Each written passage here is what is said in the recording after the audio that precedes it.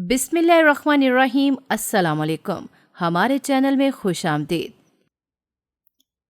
زندگی بھی کبھی کبھار کیسے پلٹا کھاتی ہے۔ میں شہر آیا تو نوکری کے لیے در بدر خوار ہو رہا تھا۔ ایک دن ایک شریف اور نیک انسان نے مجھے اپنے گھر نوکری پر رکھ لیا۔ ان کی فیملی بہت ہی پردے دار تھی، لیکن جیسے ہی مالک ٹرپ پر جاتا تھا اس کی بیٹی باہر کو نکل جایا کرتی تھی، اپنے دوستوں کے فلیٹ میں جا کر رہتی تھی۔ ایک دن میں باہر ڈیوٹی دے رہا تھا کہ فلیٹ سے چیخنے کی آوازیں آنے لگیں۔ جیسے ہی میں اندر پہنچا تو دیکھا کہ میرے مالکن بکھرے حلیے میں کھڑی ہے۔ مجھے لگا جیسے یہ کوئی ڈراؤنا خواب ہے، آنکھ کھولوں گا تو حقیقت بدل جائے گی، لیکن یہ خواب نہیں، حقیقت ہی تھی۔ میرا نام مشتاق ہے، میری پیدائش ایک دیسی گھرانے میں ہوئی۔ اس وجہ سے بچپن سے ہی دیسی گھی اور دودھ پینے کے سبب جسامت اچھی رہی تھی۔ میرے ابا محنت مزدوری کیا کرتے تھے اور ان کی طرح میں بھی بچپن سے ہی محنت مزدوری میں لگ گیا تھا، کیونکہ پڑھائی لکھائی کا ہمارے گاؤں میں زیادہ رجحان نہیں تھا۔ ہم بہن بھائیوں نے کبھی سکون کا منہ نہیں دیکھا تھا۔ ابا کہتے تھے پڑھ لکھ کر ہی کیا کر لوگے، محنت مزدوری کرنے آتی ہوگی تو 2 وقت کی روٹی کما کر کھا تو لوگے۔ میرے ابا حضور گاؤں کے زمینداروں کی نوکریاں کیا کرتے تھے۔ امیر انسان کب چاہتا ہے کہ غریب اس کی برابری کرے، اس وجہ سے ہمیں بامشکل گھر کا گزارا کرنے کی رقم ہی ملتی تھی۔ اور میری اماں پرانی سوچ کی مالک تھیں، بچپن سے ہی بہنوں کے رشتے طے کر دیے تھے اور چاہتی تھی کہ جلد ہی شادی ہو جائے، لیکن ابا کے دم پر یہ جہیز جمع کرنا آسان نہیں تھا۔ وہ بندہ اتنے ٹبر کو پال رہا تھا، کاش ہمیں بھی اس وقت پڑھائی کا اندازہ ہوتا تو کچھ پڑھ لکھ کر کہیں سرکاری نوکری پر لگ جاتے۔ اپنے گھر کے حالات بدلنے کے لیے ابا نے کبھی کوشش نہیں کی۔ اماں تو پہلے سے ہی پرانی سوچ کی مالک تھیں، انہوں نے بہنوں کو ہر ہنر سکھایا تھا، لیکن کون چاہے گا کہ غریب انسان میں عقل و شعور آئے۔ جو اسکول حکومت کی طرف سے آباد کر دیے گئے تھے ان میں بھی اساتذہ کرام ڈنڈی مار دیا کرتے تھے۔ بڑے بڑے زمیندار کے بچے باہر شہروں میں پڑھنے جایا کرتے تھے، انہیں کس چیز کی کمی تھی جو وہ اساتذہ کی شکایت کرتے، اور ہم غریبوں کی سنی کب جاتی تھی۔ گاؤں میں کوئی بھی میٹرک سے آگے نہیں پڑھا تھا، زیادہ تر زمیندار لوگ اس کا حوصلہ ہی پست کر دیا کرتے تھے۔ میرے ابا حضور کی برین واشنگ بھی انہوں نے ہی کر رکھی تھی۔ انہیں لوگوں کی نفسیات کے ساتھ کھیلنا بہت اچھے سے آتا ہے۔ ابا کہنے لگے کہ شہر ہمارے جیسے لوگوں کے لیے نہیں ہے، وہاں ہم جیسوں کی کہاں نوکریاں لگیں گی، پہلے ہی شہر کی غریب عوام اس بھیڑ میں رکھ چکی ہے۔ وہ تو اپنے مالک کی غلامی کرنے پر ہی راضی تھے، بھلا یہ بھی تو سوچا جا سکتا تھا کہ غریب کا بچہ غریب ہی کیوں رہے، اور یہ غلامی نسل در نسل چلتی رہی تھی۔ ایک نسل زمیندار کی نوکر تھی تو اگلی نسل بھی اس کی جی حضوری کرنے میں لگی ہوئی تھی۔ مجھے ملا کر ہم 7 بہن بھائی تھے۔ یہ لمبی قطار اس وقت کے والدین کے لیے معمولی بات تھی۔ بچوں کا ڈھیر پیدا کرنا مرد کی مردانگی سمجھی جاتی تھی۔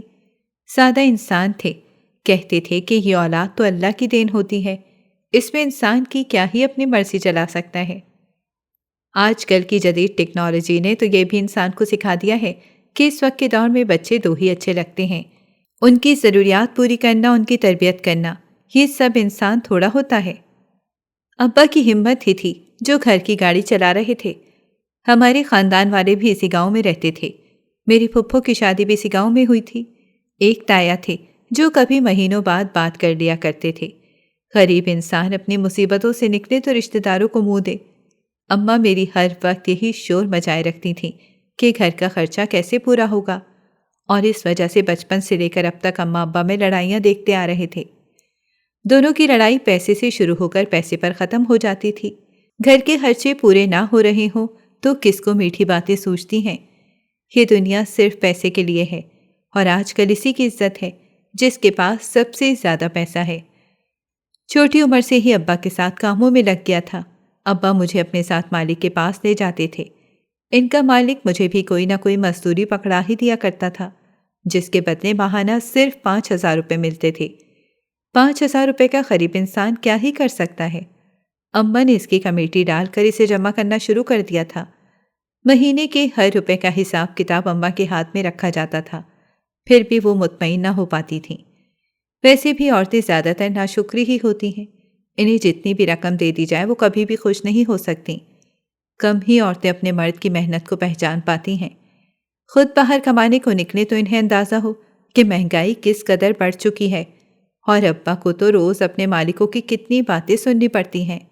وہ بھی چاہتے تھے کہ ان کی اولاد اچھا پہنے، اچھا کھائے، لیکن جتنی گنجائش ہوگی وہ اتنی رقم ہی اماں کو دے سکتے تھے۔ صرف اپنی جیب خرچ کے لیے وہ 1000 روپے اپنی جیب میں رکھتے تھے، باقی ساری رقم اماں کو تھما دیتے تھے۔ سارا دن تو وہ بیچارے ان کی حضوری میں لگے رہتے تھے۔ ان کی ہر بات کو ماننا ابا کا فرض بن چکا تھا۔ غریب انسان کی سوچ یہیں آ کر رک جاتی ہے کہ غریب انسان کی ضروریات اس کا مالک ہی پوری کر سکتا ہے۔ باقی صحت بھی خراب ہو تو ابا کام پر ضرور جاتے تھے۔ مجھے وہ وقت بھی یاد ہے جب ابا کو ٹی بی ہو چکی تھی۔ سارا دن بستر پر پڑے رہتے تھے۔ کمزوری کے باعث انہیں چکر بھی آتے رہتے تھے، لیکن پھر بھی ان کے مالکوں نے ان سے کام نہیں لیا تھا۔ ایک بار میں نے ابا سے کہا کہ ابا، آج آپ کام پر مت جائیں، آپ کی طبیعت ٹھیک نہیں ہے۔ ابا کے بستر سرہانے ہی ادویات کا انبار لگا ہوا تھا، لیکن پھر بھی انہیں کام پر جانے کی جلدی تھی، کیونکہ ان کے مالک نے کہہ دیا تھا کہ یہ کام تو ابا کی نگرانی میں ہی ہوگا۔ ابا ہمارے لاکھ کہنے کے باوجود بھی کام پر پہنچے ہوئے تھے۔ 10 سال کی عمر سے ہی ابا مجھے اپنے ساتھ لے کر جاتے تھے۔ وہاں کام کاج دیکھ کر میں جلدی سے کام سیکھ چکا تھا، اور 15 سال کی عمر میں ابا کے ساتھ محنت مزدوری کرنے لگا تھا۔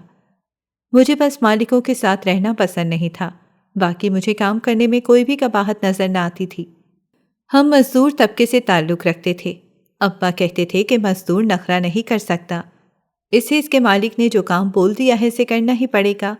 ویسے بھی گاؤں کی آدھی آبادی تو اس زمیندار کے پاس ہی کام کرتی تھی۔ اس کی زمینیں اس کے آباء و اجداد سے چلتی آ رہی تھیں، اور وہ بیٹھ کر کھانے والوں میں سے تھا۔ یہ تو اللہ کی ذات ہے جو کسی کے لیے اتنی آسانیاں کر دیتی ہو، اور وہی مزدور ہے جس کی زندگی صبح و شام مشکلوں سے بھری رہتی ہے۔ مزدور جو ہر طرح کے مزے اور آسائشوں سے دور ہو، جس کی پہنچ سے خوشیاں کوسوں دور ہوں، اسے ہمارے معاشرے میں مزدور بولا جاتا ہے۔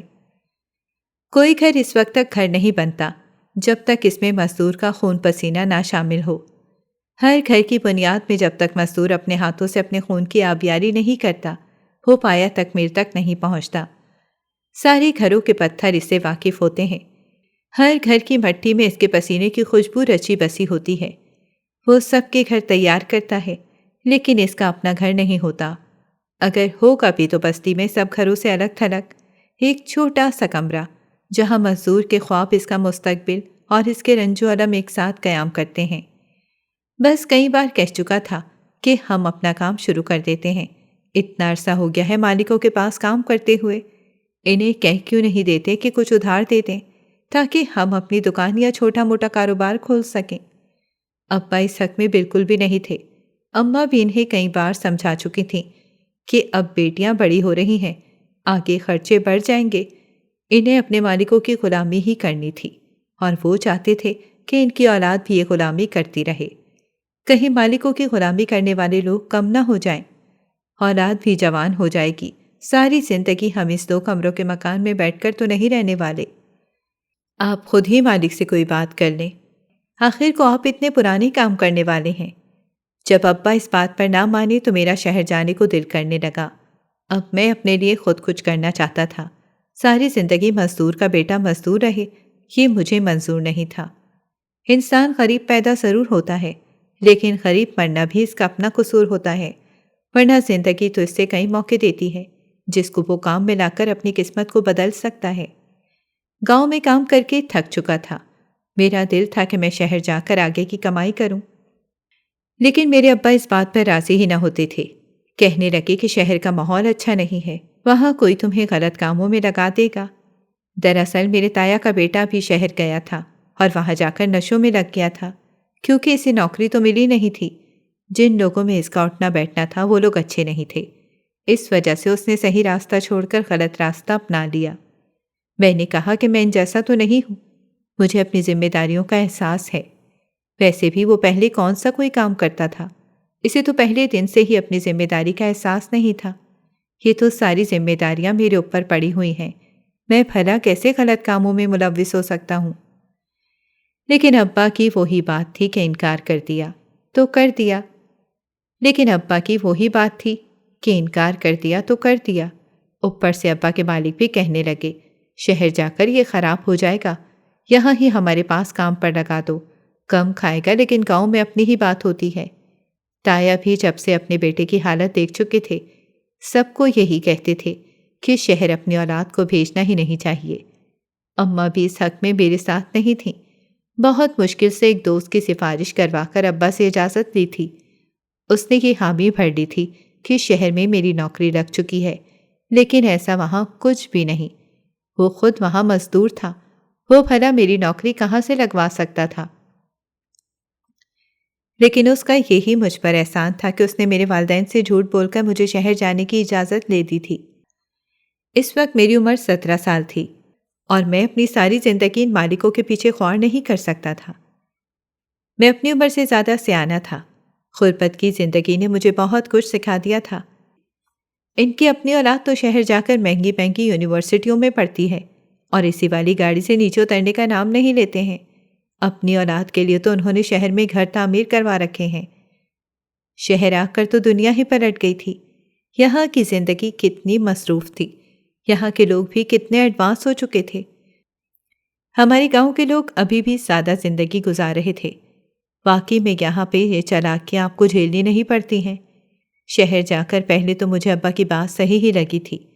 ایک ہفتہ ہو گیا تھا، صبح سے شام تک جوتے گھستے ہوئے۔ دوست بھی مجھے کتنا ہی اپنے پاس جگہ دے سکتا تھا، وہ بیچارہ اپنی جیب سے خرچہ کر کے میری 2 وقت کی روٹی پوری نہیں کر سکتا تھا۔ کئی بار دن میں خیال آیا کہ واپس گاؤں چلا جاؤں، وہاں جا کر جو مزدوری ابا کر رہے ہیں اسی میں ان کا ہاتھ بٹا دیتا ہوں۔ لیکن میری انا پھر مجھے کہتی تھی، ایک بار موقع مل گیا ہے، اس موقع کو ضائع نہیں کرنا، اس موقع کو ضائع نہیں کرنا چاہیے۔ ابا بھی روز فون کیا کرتے تھے، ان سے بھی جھوٹ بولنا پڑتا تھا کہ کام بہت اچھے سے چل رہا ہے۔ مہینے کے آخر میں وہ لوگ بھی کچھ پیسوں کا طلبگار ہوں گے۔ ایک مرد پر کس قدر ذمہ داریاں ہوتی ہیں اور وہ ان ذمہ داریوں سے پیچھا بھی نہیں چھڑا سکتا۔ میں روزانہ کی طرح سڑک پر کام کی تلاش میں بیٹھا تھا کہ شاید کوئی مجھ سے کام کروانے کے لیے آ جائے۔ مجھے بچپن سے پڑھائی لکھائی اور حساب کتاب کا شوق تھا، مگر یہ شوق میں غربت کی چکی میں بھول گیا تھا۔ وہ چوک جہاں وہ روزی کمانے کے لیے روز کھڑا ہوتا بہت ہی گنجان تھا۔ چاروں طرف سڑکیں جا رہی تھیں۔ مجھ جیسے دیگر کاریگر، مستری، مزدور، رنگ ساز، پلمبر سبھی تو جمع ہوتے، ہاتھوں میں بیلچا، پھاوڑا، کانڈی، رنگوں کے برش اور کارڈ لیے بیٹھے تھے کہ شاید آج ان کے نصیب میں روزی ہو اور وہ اپنے بچوں کے لیے کما کر کچھ لے جائیں۔ کچھ لوگ آتے، معاملہ طے کرنے کی کوشش کرتے اور کچھ لوگ بس بات کر کے ہی چلے جاتے تھے۔ سب کی اپنی مرضی ہوتی ہے، کسی کو کم اجرت میں کام چاہیے اور کسی کو محض وقت گزاری کے لیے بیچ سڑک میں بات کرنی ہے۔ روزی دینا تو ویسے بھی رب کے ہاتھ میں ہے، جس کو چاہے بے حساب دے۔ بس اسی آسرے پر مزدور مزدوری کو طے کرتے ہیں۔ میں زمین پر بیٹھا نسلوں کو آسمان سے لگائے آنے والے خرچوں کا سوچ رہا تھا کہ کس طرح پورے ہوں گے۔ گھر کا خرچ، بہنوں کا جہیز تھا۔ میرے شہر آنے کی خوشی میں اماں نے تو یہ طے کر لیا تھا کہ اسی سال بہنوں کو رخصت کر دیا جائے گا۔ ان کی عمر ابھی زیادہ نہ تھی، لیکن ہمارے گاؤں میں اس عمر کی لڑکیاں ہی بیاہی جاتی ہیں۔ مرد کا پیسہ اور عورت کی عمر دیکھی جاتی ہے۔ اماں ابا روز پوچھتے تھے کہ کتنی تنخواہ ہے، کب تک تنخواہ آئے گی۔ نا امیدی کے بادل بڑھ چکے تھے۔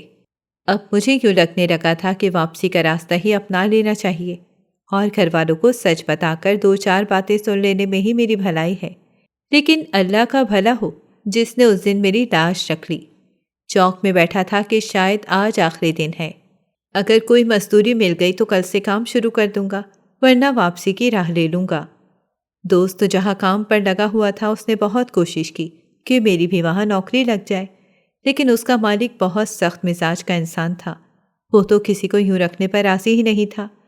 کم اجرت پر وہ لوگوں سے اچھے کام لینا جانتا تھا۔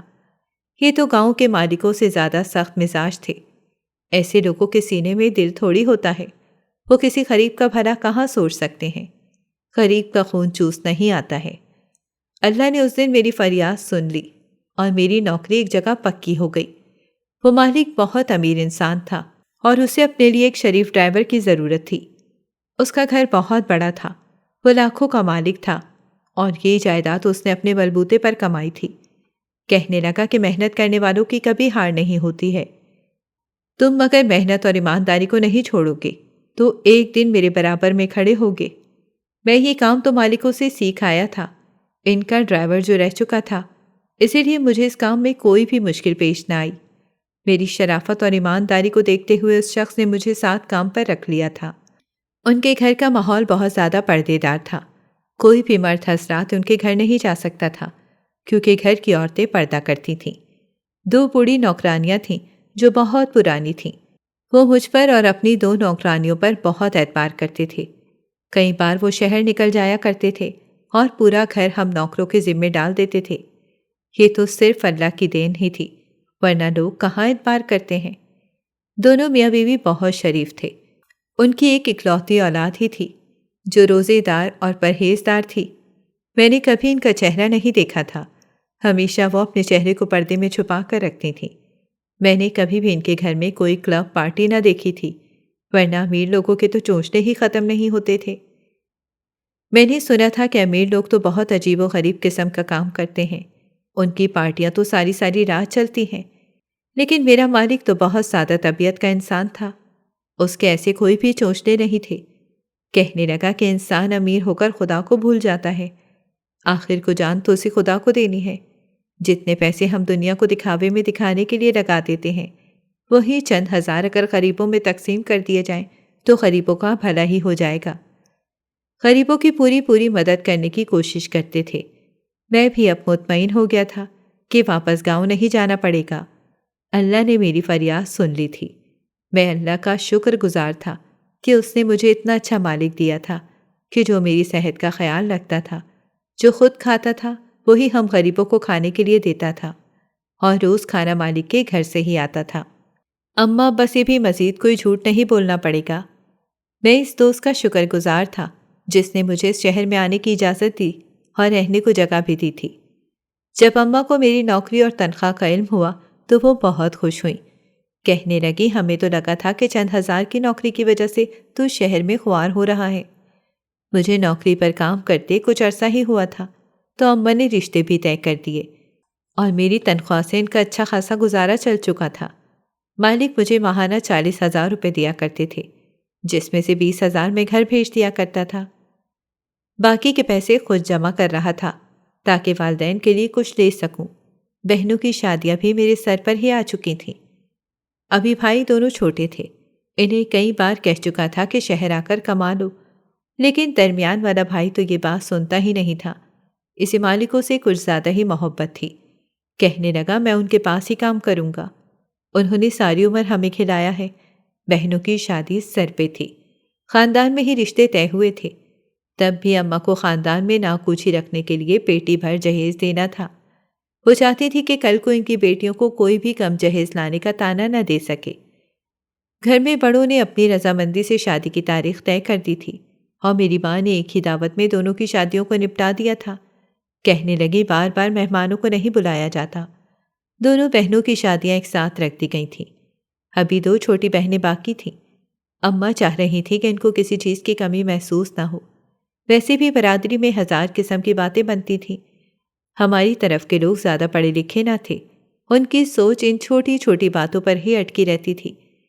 انسان جب اپنی تنگ دنیا سے نکل کر باہر کی وسیع دنیا میں جاتا ہے تو اس کی سوچ اور فکر بدل جاتی ہے۔ میں تو اس شادی کے حق میں بھی نہیں تھا۔ تایا کا بیٹا کماتا ہی کتنا تھا جو میری بہن کو پیٹ بھر کھلا سکتا؟ وہاں جا کر بھی اس بیچاری نے غربت ہی دیکھنی تھی۔ اس سے بہتر تھا کہ 2 سال شادی کو تاخیر میں رکھ دیا جائے اور اس لڑکے کو کہا جائے کہ وہ اتنا کما سکے کہ میری بہن کو آسانی سے 2 وقت کی روٹی کھلا دے۔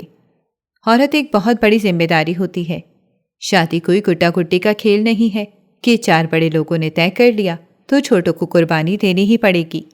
یہ تو سمجھداری کا کام ہوتا ہے اور اس انسان کو خود ہی یہ طے کرنا چاہیے کہ وہ بھی شادی کے قابل ہوا بھی ہے یا نہیں۔ میں نے اپنی بہنوں سے ان کی مرضی پوچھنی چاہی تو میری اماں مجھ پر بگڑ گئیں۔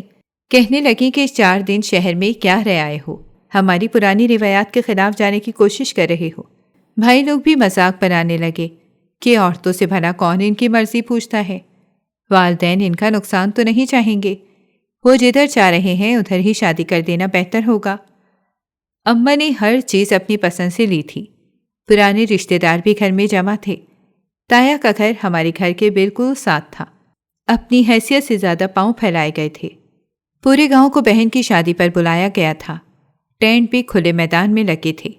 کھانے کا بھی اچھا خاصا انتظام تھا تاکہ کوئی کھانے میں نقص نہ نکال سکے۔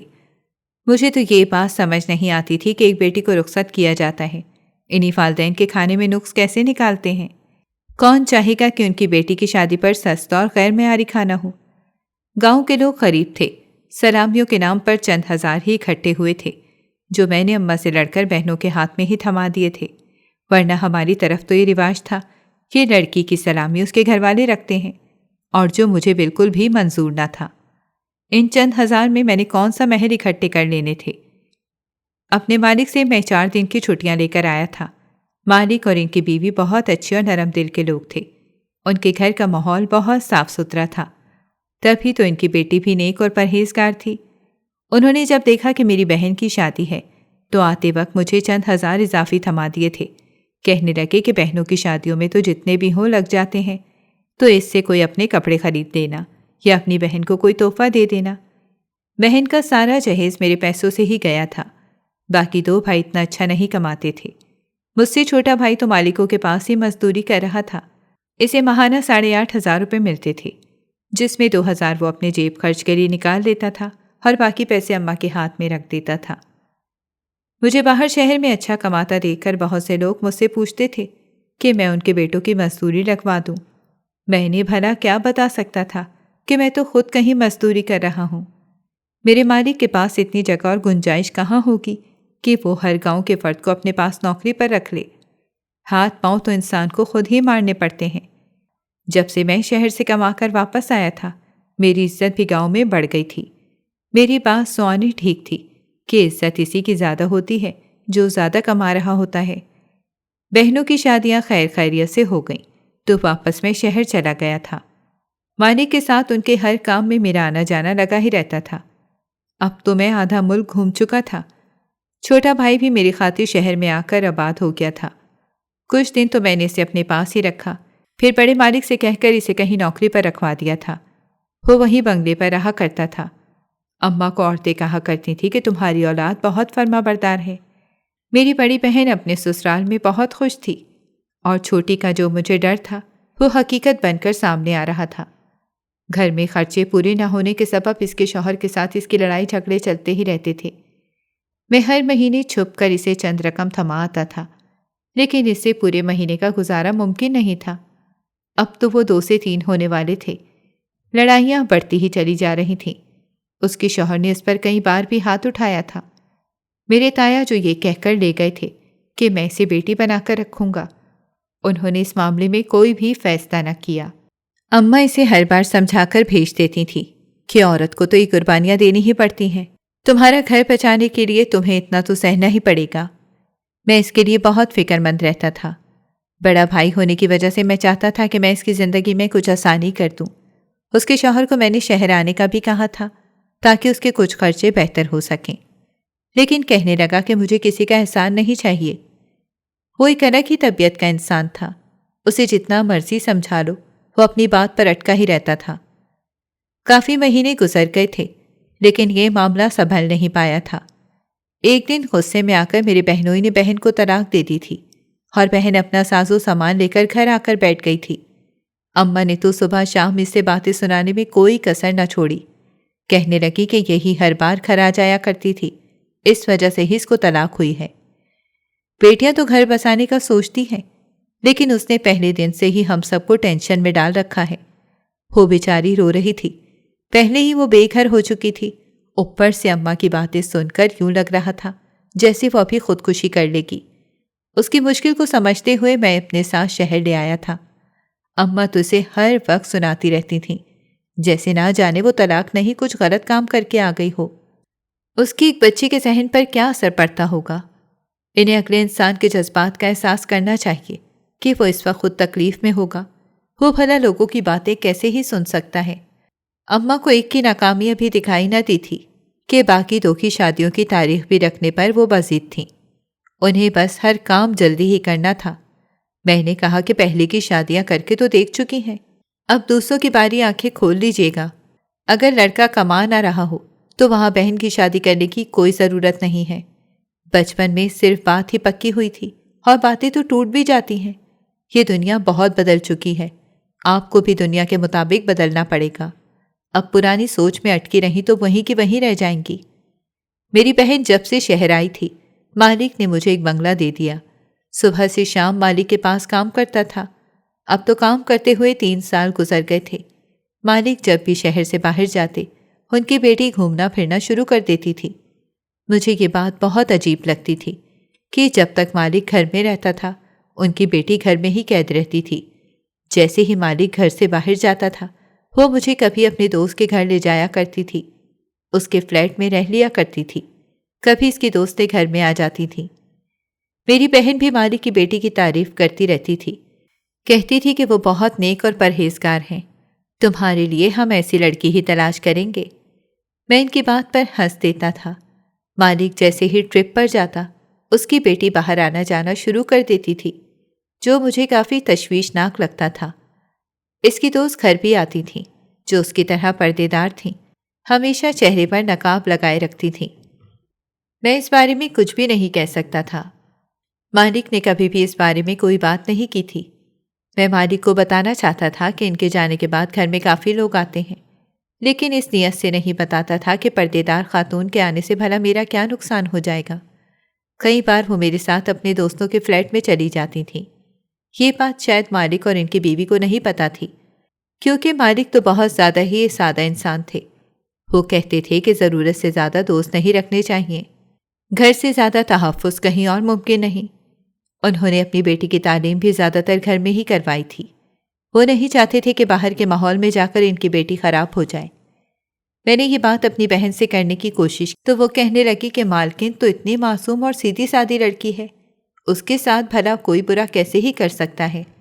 اس کی چند سہیلیاں ہی آتی ہیں، پردہ کرتی ہیں، ظاہری بات ہے مرد کے سامنے اپنا نقاب کھول تو نہیں سکتی۔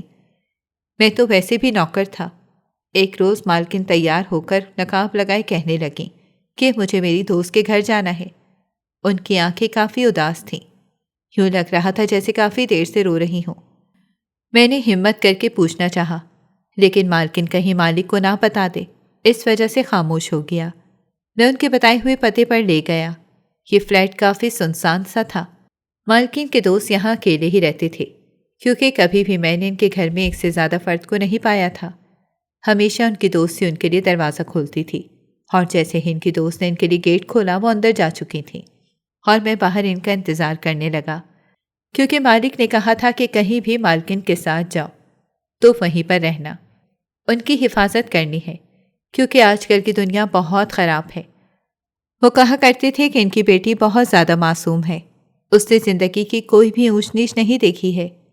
اللہ نے انہیں بہت محبت سے ایک بیٹی دی تھی، ان سے وہ بہت محبت کرتے ہیں، شروع سے انہیں دنیا کی گرم ہوا سے بچا کر رکھا ہے۔ میں باہر کھڑا انتظار کر رہا تھا کہ اندر سے چیخنے چلانے کی آوازیں آنے لگیں۔ کبھی بھی مالکن یوں چیختی چلاتی نہیں تھی۔ میں ڈر گیا تھا۔ جیسے ہی میں فلیٹ کے اندر گیا تو اندر کا ماحول عجیب سا تھا، ہر چیز بکھری پڑی تھی۔ مالک نے مجھے ان کی ذمہ داری سونپی تھی۔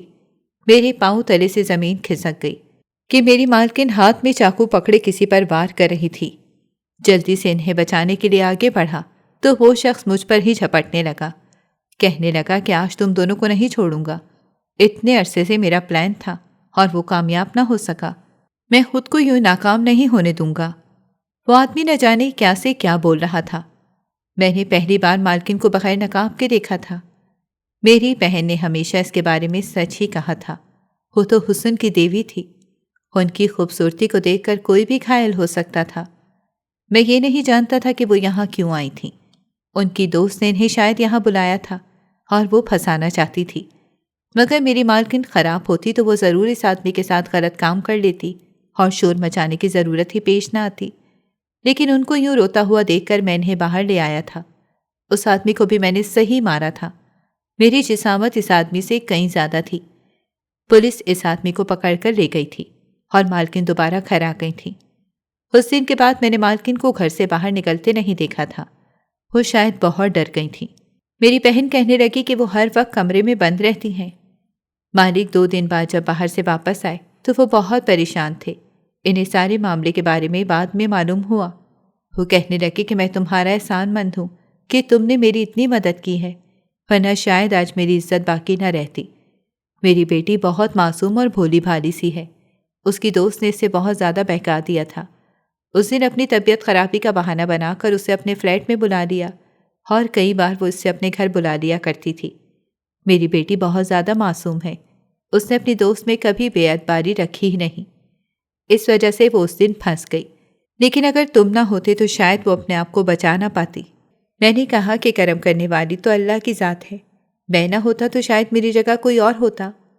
مالک اپنی بیٹی کے لیے بہت پریشان رہتے تھے، کیونکہ اس واقعے کے بعد ان کی بیٹی نے گھر سے باہر نکلنا بند کر دیا تھا، خود کو کمرے میں بند کر لیا تھا اور کسی بھی لڑکے پر اعتبار کرنا تو چھوڑ ہی دیا تھا۔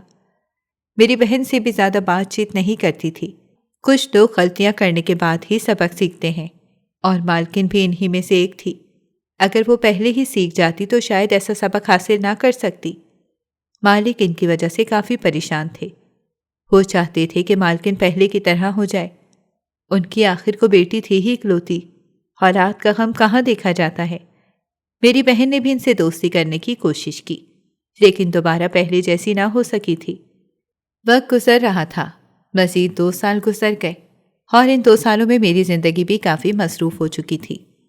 میری بہن کی دوبارہ شادی ہو گئی تھی، اور دوسری بار شادی میں نے خود کروائی تھی، اپنی اس دوست سے جس نے میری بہت مدد کی تھی۔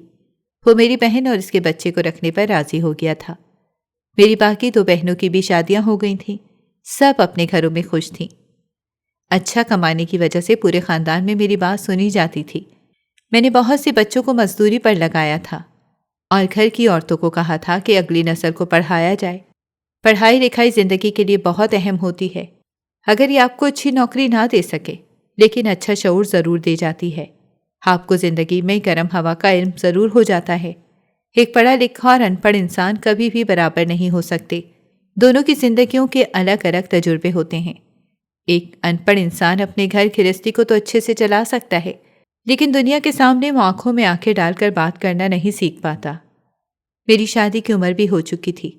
میرے بھائی نے تو اپنی پسند کی لڑکی کو اماں کو بتا بھی دیا تھا۔ میری اماں چاہتی تھی کہ میری شادی وہ اپنی پسند سے کر دیں، لیکن ابھی میں شادی کرنا ہی نہیں چاہتا تھا۔ میرا دل کسی لڑکی کے لیے مطمئن ہی نہیں ہو پاتا تھا۔ نہ جانے وہ لڑکی کیسی ہوگی، میں اس کے ساتھ اچھے سے نبھا بھی پاؤں گا یا نہیں۔ میرے مالک بہت بوڑھے ہو گئے تھے۔ ان کی بیٹی کا اب بھی وہی حال تھا، ہر وقت گھر میں ہی بند رہتی تھی۔ مالک نے ٹرپ پر جانا ہی چھوڑ دیا تھا، کیونکہ اس حادثے کے بعد انہوں نے اپنی زندگی سے بہت کچھ سیکھا تھا۔ میرے مالک مجھے ایک دن بلا کر کہنے لگے کہ تم میری بیٹی سے شادی کر لو۔ میں کافی دیر حیرت سے انہیں دیکھتا رہا۔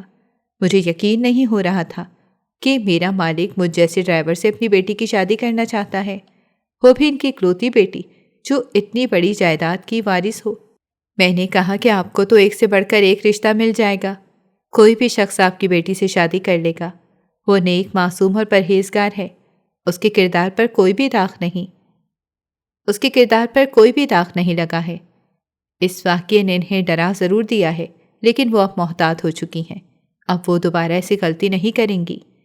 ویسے بھی دوستوں پر ہم ضرورت سے زیادہ اعتبار کر لیتے ہیں، اور کچھ لوگ ہمارے اعتبار کے لائق نہیں ہوتے۔ یہ دھوکہ تو میں آپ کوئی بھی کھا سکتا تھا۔ پھر آپ کی بیٹی کی شادی مجھ جیسے غریب سے کیوں کرنا چاہتے ہیں؟ کہنے لگے کہ میں اس کی جس سے بھی شادی کروں گا وہ انسان میری دولت کا لالچی ہوگا۔ مجھے سمجھ نہیں آ رہا تھا، میں خود کو اس لڑکی کے برابر سمجھتا ہی نہیں تھا۔ یہ شادی کافی بے جوڑ تھی۔ ہم دونوں عمر میں ضرور ایک جتنے تھے، لیکن ہماری پرورش 2 الگ ماحول میں ہوئی تھی۔ وہ میرے گھر والوں کے ساتھ کیسے ایڈجسٹ کر سکے، یا اگر میں اسے شہر میں رکھ بھی لوں تو وہ میرے کوارٹر میں تو رہنے والی ہے نہیں، ضرور مجھے مالک کی غلامی کرنی پڑے گی۔ میں اپنی بیوی کو کبھی کچھ کہنے کے لائق بھی نہیں رہوں گا۔ مالک کہنے لگے کہ تم اس بات کی پرواہ مت کرو کہ تم ہم سے کمتر ہو، میں رشتوں میں کبھی بھی برابری کا قائل نہیں ہوں۔ تم دل کے اچھے انسان ہو، تم جیسا شخص مجھے اپنی بیٹی کے لیے کبھی بھی نہیں ملے گا۔ ان کی بات کے بعد میں نے اپنی بہن سے مشورہ کیا۔ مجھے سمجھ نہیں آ رہی تھی کہ انکار کے بعد یہ نوکری تو ہاتھ سے چلی جانی تھی۔ میں نے والدین سے پوچھ کر رضامندی دے دی تھی۔ نکاح بہت سادگی سے ہوا تھا۔ میرے گھر والے شہر آ گئے تھے۔ کوارٹر میں ہی سارا انتظام کیے گئے تھے۔ میں نے مالک سے کہا تھا کہ آپ کی بیٹی جتنی مرضی شاہی محل میں رہ رہی ہو، لیکن آخر کو اس نے میرے کوارٹر میں ہی آنا ہے۔ آپ کل کو یہ نہیں کہہ سکتے کہ میں آپ کے گھر میں شفٹ ہو جاؤں، کیونکہ میری غیرت یہ گوارا نہیں کرتی ہے۔ سادگی سے نکاح ہوا تھا۔ ان کی بیٹی بہت شریف اور دیندار تھی۔ ان کی بیٹی سے شادی کرنے کے بعد مجھے ایک دن بھی نہیں لگا تھا کہ وہ اس ماحول میں ایڈجسٹ نہیں کر سکے گی، بلکہ وہ بہت اچھے سے میری ہر بات کا خیال رکھتی تھی۔ میرے گھر والے بھی میری شادی سے بہت خوش تھے۔ دھیرے دھیرے ہم نے ترقی کر لی تھی۔ میرے سسر کی وفات کے بعد میں نے 1 روپیہ بھی ان کا نہ لیا تھا۔ وہ ساری جائیداد میری بیوی کے نام تھی، لیکن میں اپنی کمائی خود کرنا چاہتا تھا۔ اللہ نے میرے کام میں برکت ڈال دی تھی، اور ویسے بھی جو انسان اپنے حالات بدلنے کا سوچ لے اور سیدھا راستہ اختیار کر لے تو اللہ کبھی بھی اسے مایوس نہیں کرتا۔ ناظرین، اگر آپ کو ہماری کہانی اچھی لگی ہے تو ویڈیو کو لائک کریں، شیئر کریں اور ہمارے چینل کو سبسکرائب کریں۔ اگلی ویڈیو تک اجازت دیں۔ اللہ حافظ۔